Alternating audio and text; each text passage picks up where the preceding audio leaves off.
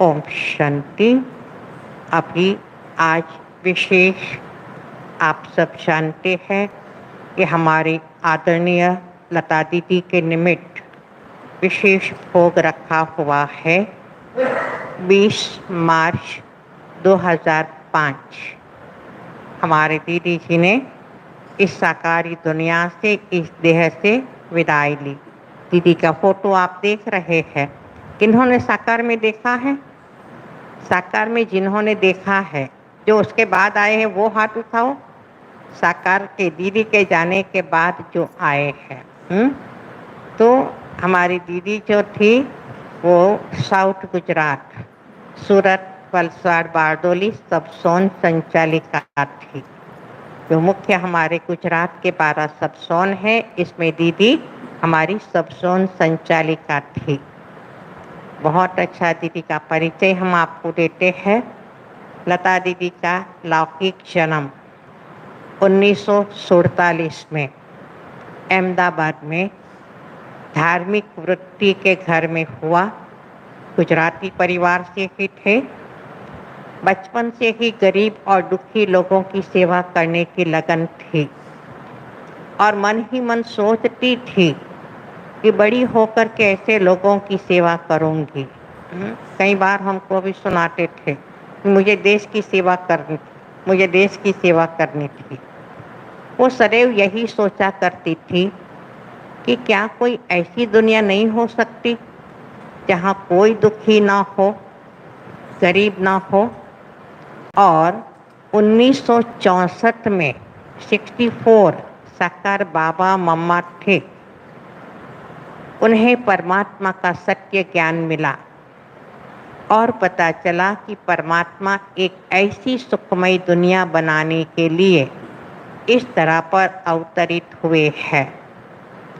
1968 में बेंगलोर यूनिवर्सिटी में लौकिक पढ़ाई पूरी किया, बीकॉम, और तुरंत ही ईश्वरीय सेवा में अपना जीवन समर्पित कर दिया। बेंगलोर में ही जब पढ़ाई करते थे तब भी दीदी कई बार हमें सुनाती थी कि वहाँ कॉलेज पढ़ते तो कॉलेज से भी सेंटर पर जाते थे कोई ना कोई सेवा के लिए। पढ़ाई करती थी तब भी वो सेंटर पे जाकर के दीदी को कोर्स कराने में मदद करती थी। हर एक प्रकार की सेवा सेंटर में करते थे। 70 की साल में मधुबन में आए हुए थे। बाबा के शरीर छोड़ने के बाद मधुबन में आए हुए थे और उस समय सूरत का कोई एक परिवार जो वहाँ घूमने गया था, तो उन्होंने म्यूजियम देखा। म्यूजियम देखने के बाद वो पांडव भवन में दादी जी से मिले और उन्होंने निमंत्रण दिया कि हमें सूरत में सेंटर खोलना है। निमंत्रण दिया और उसके निमंत्रण पर सूरत का सेंटर खुला। तो उस समय पर बात तो वही होती है ना कि भाई खोले तो सही, लेकिन भेजे किसको।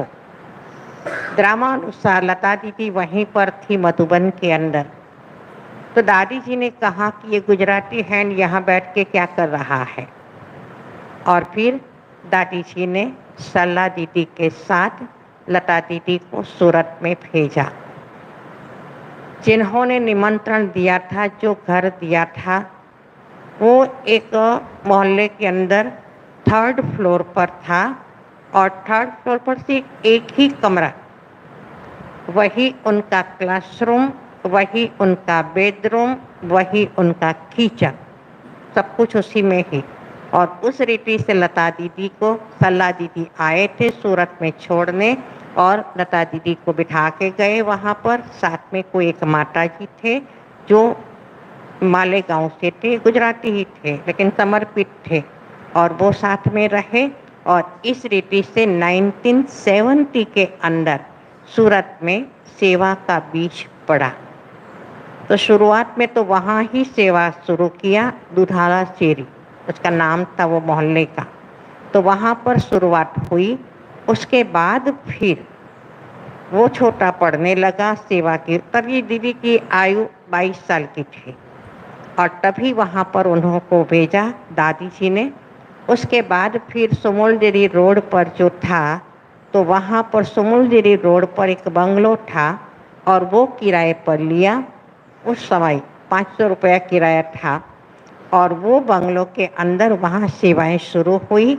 1-2 साल यहाँ पर रहे दुधारा शेरी में, बाद में वहाँ सुमलजरी रोड पर खोला और वहाँ पर फिर रहे 10 साल, क्योंकि 82 में ये नया मचुरा गेट का तो बना, तो उस रीति से 10 साल वहाँ रहे।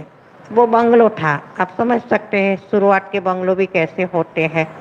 इतना छोटा सा एक क्लासरूम था, वही बाबा का कमरा, पीछे इतना बड़ा उतला था, बस वही एक बेडरूम था, एक दूसरा रूम था, उसी को ही ऑफिस कहो, कोर्स रूम कहो, वही, और किचन, बस इतना ही।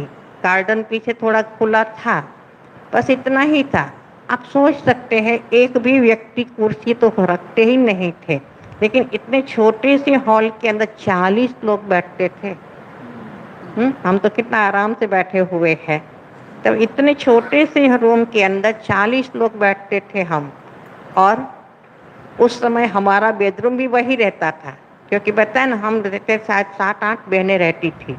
मैं जब रहने आई 7-8 बहनें रहती थी हम, तो वही हमारा बेडरूम भी होता था, वही हमारा क्लासरूम, वही हमारा बाबा का रूम, उसी एक रूम के अंदर ही सब चलता था। और जो भी बड़े प्रोग्राम्स होते थे, चाहे त्योहारों के या कोई भी, तो वो वहाँ पर स्टेशन के पास ही आयुर्वेदिक कॉलेज का हॉल है। तो एक भाई था बाबा का बच्चा बीके, वो उस कॉलेज में प्रोफेसर था और इसके कारण हमको वो हॉल फ्री मिल जाता था और इसलिए हमारे हर एक भोग के बड़े प्रोग्राम्स वो सब वहाँ हॉल में ही होते थे। तो इस रीति से शुरुआत के अंदर बताए ना, एक छोटा सा बीज कैसे फलीभूत होकर के वटवृक्ष बन जाता है। क्योंकि उस समय पर भी 35 गीता पाठशालाएं थी। जब हम सरदार नगर में रहते थे, सुमलजिरी रोड पर 35 पाठशालाएं थी। वलसाड़ भी सूरत से खुला पाठशाला थी, बिलीमोरा नवसारी पाठशाला थी। नवसारी तो फिर भी 74-5 में खुल गया था सेंटर, लेकिन पाठशाला थी। और बारडोली की तरफ वहाँ पर मैं समझती 15 से 20 पाठशालाएं उसी तरफ पर थी, उकाई तक, क्योंकि मैं हमेशा चक्कर लगाती थी। तो इस रीति से सभी पाठशाला 35 पाठशाला थी और पूरे गुजरात में सबसे जास्ती गीता पाठशाला हो तो सूरत की, ये उस समय पूरे गुजरात में बोला जाता था, इतनी पाठशालाएं थी। 1970 में सूरत में ब्रह्मा कुमारी विद्यालय स्थापन करने का निमंत्रण मिला, तो दादी जी की आज्ञा अनुसार सूरत आकर ईश्वरीय सेवा शुरू की। 1970 से लेकर 20 मार्च 2005 तक हर विघ्न, हर तूफान, हर परिस्थिति को ज्ञान और योग के बल से पार करते सदा अथक रहे। जिन्होंने 35 वर्षों में जो सेवाएं की, वह यज्ञ में एक अमिट छाप छोड़ गए। उन्होंने पूरे दक्षिण गुजरात में सेवा की नींव डाली। सूरत सब जोन की संचालिका बनकर रहे और देश विदेश में भी सेवा के लिए गए। उनके नेतृत्व में अनेक सेवा केंद्रों का निर्माण हुआ एवं उनसे प्रेरणा पाकर अनेक बहनें समर्पित होकर उनके साथ सहयोगी बनी। एक वरिष्ठ राजयोग शिक्षिका और प्रखर वक्ता रहे। भारतवर्ष में अनेक स्थानों पर अपनी सेवाएं देते रहे। उन्हें सदा साफ दिल वाले प्रिय लगते थे, क्योंकि वे स्वयं भी इतनी आंतरिक सच्चाई सफाई वाले थे, उतनी ही उन्हें बाहरी सफाई भी पसंद थी।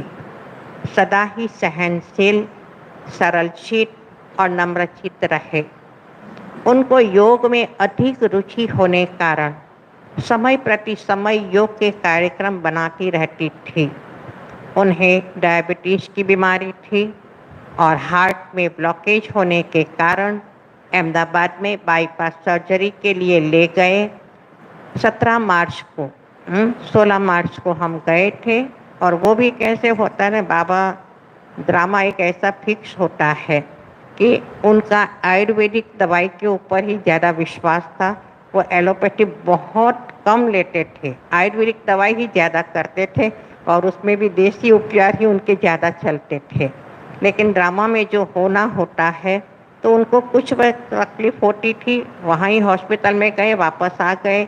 और ये हार्ट के बारे में तो हमेशा यही कहते, नहीं मुझे कुछ नहीं करना है, मुझे कुछ नहीं होना है। लेकिन ये ऑपरेशन हुआ उसके 8 दिन पहले, क्योंकि एक बार टेस्ट तो कराए और उस रीति से टेस्ट कराने के लिए गए थे, तब डॉक्टरों ने कहा कि बाईपास सर्जरी करनी पड़ेगी, 4-5 ब्लॉकेज है। और उसी के आधार पर उसी समय पर ही वहाँ हॉस्पिटल में, नहीं तो जो हमेशा मना करते थे, लेकिन वहाँ फाइनल करके आए, डेट भी ऑपरेशन की फाइनल करके आए कि 8 दिन के बाद इस डेट को ऑपरेशन करना है। गए थे, मैं समझती 7, 8, 9 मार्च को गए थे वहाँ पर ये दिखाने के लिए। पता चला कि ब्लॉकेज है। 17 तारीख की डेट लिया, 16 तारीख को हम गए ऑपरेशन करवाने के लिए। 17 को ऑपरेशन हुआ, ऑपरेशन कंप्लीट सफल हुआ और 20 मार्च को 4 दिन के बाद चौथे दिन उनको आईसीयू में से जनरल स्पेशल वार्ड में लाने वाले थे। रात को सब बातचीत भी हुई थी, बहुत खुश भी थे क्योंकि आईसीयू में तो किसको मिलने नहीं देते हैं और इसलिए कल से स्पेशल रूम में रखेंगे, तो खुश थे कि चलो कल तो मुझे सब मिलेंगे। और वही समय था जब मधुबन के अंदर बाबा की सीजन चल रही थी और वो गुजरात का ही सेवा का टर्न था। इसलिए हमारे सभी बहनें, हमारी सलाह दीदी खुद भी मधुबन पहुंच गए थे। ऑपरेशन जब हुआ मैं खुद भी दीदी के साथ ही थी। ऑफिशियल रूप से दीदी, ड्रामा कैसा वंडरफुल है, जब बाद में सोचते हैं तब पता चलता है कि ऑपरेशन के लिए जब दीदी गए तो ऑफिशियली क्लास के अंदर भाई बहनों से सुबह में क्लास में सबसे छुट्टी लिया, सबको टोली भी खिलाई, सब कुछ कराया। मधुबन फिर जब अहमदाबाद में आए, ऑपरेशन थिएटर में सुबह 8 बजे जाना है, उसके पहले दीदी मधुबन के अंदर एक एक दादी को फ़ोन कर रही है। प्रकाशमणि दादी को फ़ोन किया कि मेरा ऑपरेशन है आज, अभी मैं ऑपरेशन में जाऊंगी, 4 दिन में ठीक हो जाऊंगी। गुलजार दादी को फ़ोन किया, जानकी दादी को फ़ोन किया, क्योंकि वह मधुबन बाबा की सीजन थी, सब दादियाँ मधुबन में ही थी। तो एक एक दादी को फ़ोन करके बोल रही है, माना सबसे जैसे ऑफिशियल छुट्टी ले रही है। और फिर ड्रामा वही हुआ, ऑपरेशन हुआ। ऑपरेशन के टाइम पर भी ये तकलीफ हुई कि उनका ऑपरेशन 8 घंटे तक चला। 4 ब्लॉकेज थे लेकिन 8 घंटे तक चला, क्योंकि हमारे मधुबन के बनारसी भाई साथ में ऑपरेशन थिएटर में ही थे। 8 घंटा ऑपरेशन चला। हमारी सलाह दीदी 8 घंटा बाहर ऑपरेशन थिएटर के बाहर सोफे पर 8 घंटा दीदी बिना खाए पिए बैठी रही। सलाह दीदी का भी बहुत ऐसे होता, मतलब कोई भी बीमार होते तो 8 घंटा दीदी बाहर बैठे रहे। और फिर क्यों इतना समय लगा, बनारसी भाई ने बताया कि दीदी को जो डायबिटीज़ की तकलीफ थी, बहुत छोटी आयु से ही 30-32 साल के थे और ये तकलीफ हुई थी, तो उसके कारण शरीर के अंदर सभी जो भी नस होती है, वेन्स, सभी सूख गई थी। और इसलिए वो क्या करते हैं ना, बाईपास में तो वो निकाल करके यहाँ रखते हैं ना, तो यहाँ पर भी काटो सूखी हुई है, दूसरा काटो सूखी हुई है। तो कितनी जगह पर दीदी को ऐसे वो करना पड़ा था और तभी ये यहाँ पर 4 वेन रख पाए थे डॉक्टर्स को, इसलिए इतना समय लगा। ड्रामा उसके बाद फिर सुबह में 20 मार्च रविवार ही था, कल भी रविवार है, तो रविवार ही था। लता सलाह दीदी भी ऑपरेशन पूरा हुआ।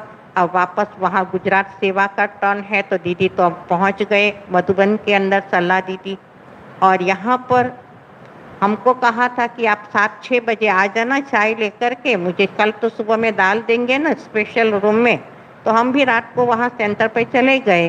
फिर सुबह में जब आए तो अंदर जाने ही नहीं देवे डॉक्टर लोग, किसी को भी अंदर ही नहीं जाने देवे। क्या कारण है, कुछ बताए नहीं, कुछ बताए नहीं, ना कोई कारण बताए, ना किसी भी दूसरे पेशेंट के, जो वो जनरल आईसीयू होता है ना, उस टाइप का था वो, किसी को भी नहीं, किसी के पेशेंट के भी रिलेटिव्स को नहीं जाने देवे।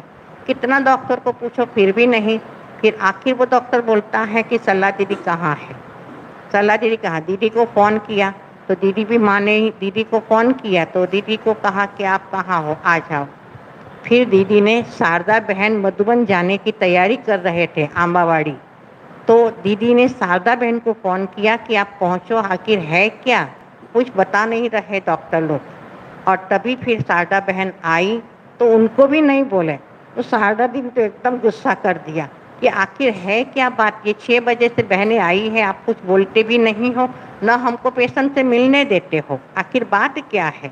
तभी 7:30-8 बजे बोला कि दीदी ने शरीर छोड़ दिया है। तब बताया, तब तक बताया ही नहीं। अभी हमको किसी को पता नहीं कि एक्यूरेट किस टाइम पर शरीर छोड़ा है। 20 तारीख, लौकिक जन्मभूमि भी अहमदाबाद था, हिसाब किताब वहाँ था, शरीर भी अहमदाबाद में छोड़ा। ये भी उनका बाबा ने मैसेज में बताया कि ये भी उनका हिसाब किताब था कि अलौकिक जन्म जहाँ लिया था वहाँ ही शरीर छोड़ना था, इसलिए ऑपरेशन के लिए राजी हुई। दूसरी बात, कब शरीर छोड़ा पता ही नहीं था, तो 20 तारीख को शरीर छोड़ने के बाद फिर वापस सल्ला दीदी आए यहाँ पर, उनका बॉडी दिया दोपहर को। सीधा हम पहले लोटस हाउस में गए क्योंकि गुलजार दादी उस समय पर लोटस हाउस में थे, तो सबसे पहले उनकी डेड बॉडी पर गुलजार दादी ने हार पहनाया और दादी ने दृष्टि दिया, हार पहनाया लोटस हाउस में। फिर हम सूरत आए और 21 तारीख को दीदी का अंतिम संस्कार हुआ।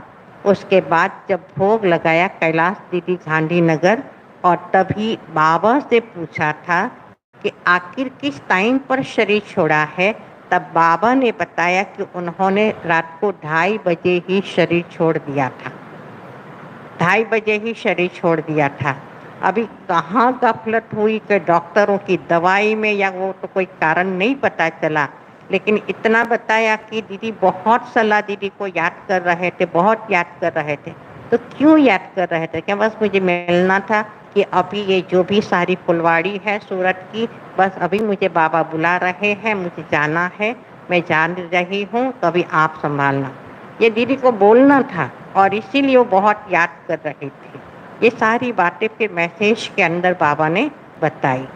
तो इस रीति से 35 साल दीदी ने सूरत में सेवाएं की।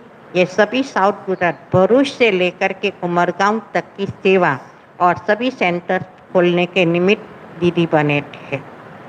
तो विशेष ऐसे दीदी तो अंत में भी अब अहमदाबाद में थी, उनकी डेड बॉडी को आबू में ले जाए या सूरत में लाए, ये बात भी चल रही थी। बड़ी दादी ने कहा कि नहीं, जहां उसने 35 साल सूरत में सेवाएं की है तो सूरत में ही उनकी बॉडी को ले जाओ और सूरत में ही अंतिम संस्कार करो।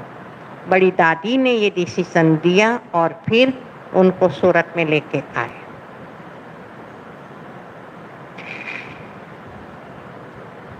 सत्रह मार्च को सफल ऑपरेशन के बाद भी 20 मार्च 2005 को अमृत वेले उन्होंने अपना पुराना शरीर छोड़ बाप दादा की गोद ली। अंत तक उनके चेहरे से व्याधि के चिन्ह मात्र भी नजर नहीं आया, सदा हर्षित एवं प्रसन्न मुद्रा में रहते थे। तो ये थी हमारी दीदी कि जिन्होंने कितनी सारी ब्रह्मा कुमारियों को तैयार किया, और हम भी दीदी के हाथों के नीचे ही तैयार हुए हैं। दीदी के अंग संग रहते हुए बहुत कुछ हमने